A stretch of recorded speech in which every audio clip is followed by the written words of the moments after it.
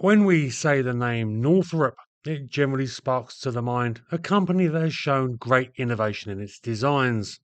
Jack Northrop famously helped pioneer the use of flying wing aircraft, and today descendants of that early work are still at the cutting edge of aviation technology.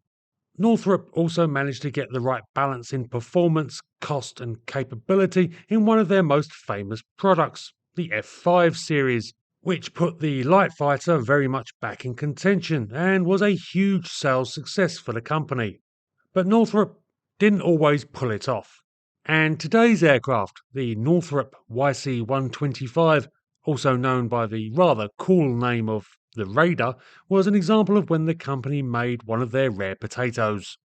The origins of the YC-125 seemed eminently sensible. With the lucrative days of the Second World War coming to an end, Northrop started looking for other commercial opportunities. And one quickly came up from the Transportes Aéreos Centroamericanos, TACA. This Central American airline was looking to replace their ancient full trimotors with a more modern design.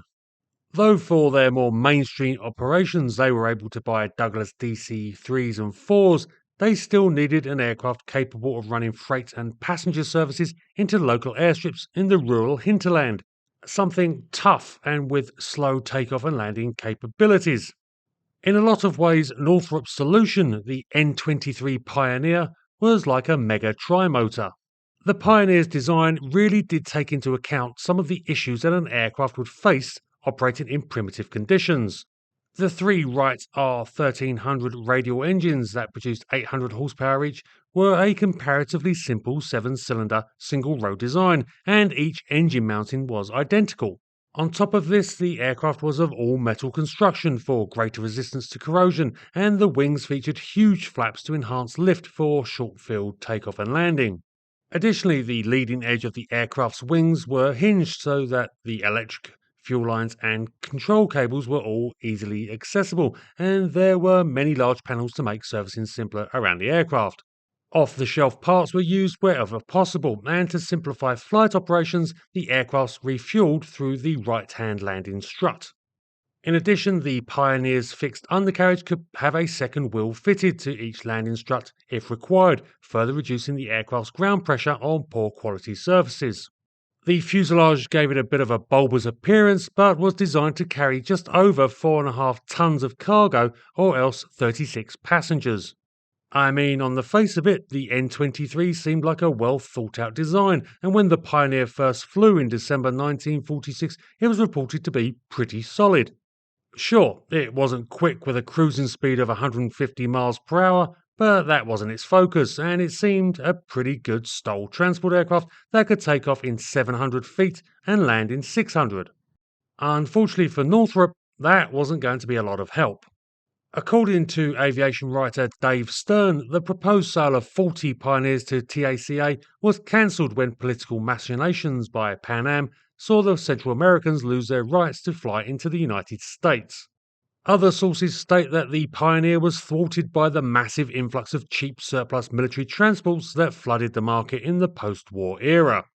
Whatever the cause, the lack of sales was not great news for Northrop, who had developed the aircraft at their own expense in the hopes that it would be a hit. The company continued to market the aircraft, and in late 1947 fitted it with a dorsal fin, presumably to see how that affected handling. Unfortunately, that tore loose during a test flight in February 1948 and damaged the aircraft's tail. The pilot, Latham Perrett, managed to keep the Pioneer steady enough to allow the other two crew to bail out, but was unable to do so himself and was killed in the subsequent crash.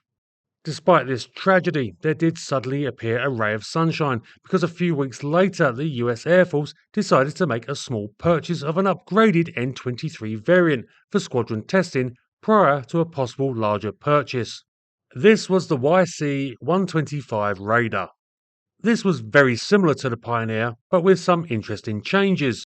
Firstly, the engines were replaced by more powerful Wright R1820 radials, which produced 1,200 horsepower each. The propellers were altered to 3-blade Curtiss electric models that could reverse pitch, meaning the aircraft could land in as little as 330 feet. Additionally, the fuselage was altered to allow for the fitting of a cargo ramp at the rear of the aircraft. The more powerful engines, allied with mountings for the fitting of jet-assisted takeoff rockets, meant that the YC-125 could carry an increased cargo weight of 12,000 pounds and take off fully loaded in as little as 500 feet. The aircraft ended up being credited with a maximum speed of 207 miles per hour and a cruising speed of 171 miles per hour, while the aircraft's maximum range was 1,850 miles.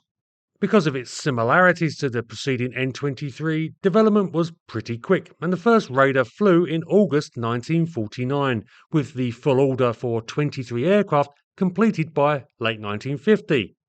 Pretty good going. The production aircraft was split into two variants. The YC-125A, which was intended as an assault transport/forward resupply aircraft, which could carry the aforementioned cargo weight, or 30 fully equipped troops, and of which 13 were built, and 10 YC-125Bs, which were designed for Arctic operations, principally rescue, and which could carry 20 stretchers and had provisions for the fitting of a ski undercarriage. Things were looking pretty good for Northrop's chonky boy, and the Canadians also began negotiations on building a licensed copy.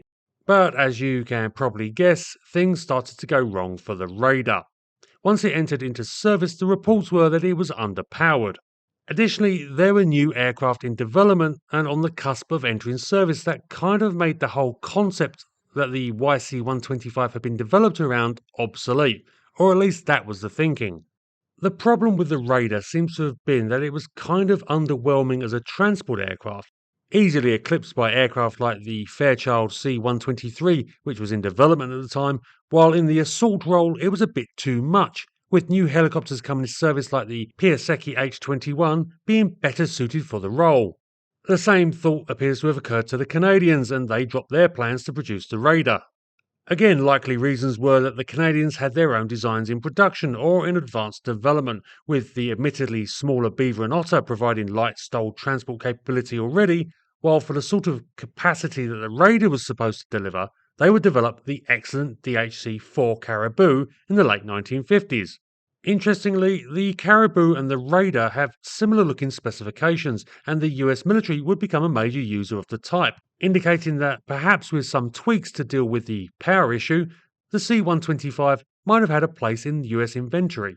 But that was in the future, and too late for the Raider. The aircraft were rapidly designated as unnecessary and shipped to Texas, where they were used as instructional airframes until 1955, when the 19 survivors were declared surplus and sold off. Most of these would end up in Central and South America, doing exactly the sort of jobs the N-23 had been designed for, flying freight and passengers to remote strips in harsh conditions. Their tough and simple build certainly seems to have stood them in good stead for this, and the reports are that they continued plodding around until the 1970s and possibly the 1980s doing service. Indeed, and rather remarkably, due to their low numbers built and the sort of hard use they no doubt saw, two actually still survive intact. These were recovered from Mexico and currently reside on display, one at the Pima Air and Space Museum in Tucson, Arizona, the other at the National Museum of the United States Air Force in Dayton, Ohio.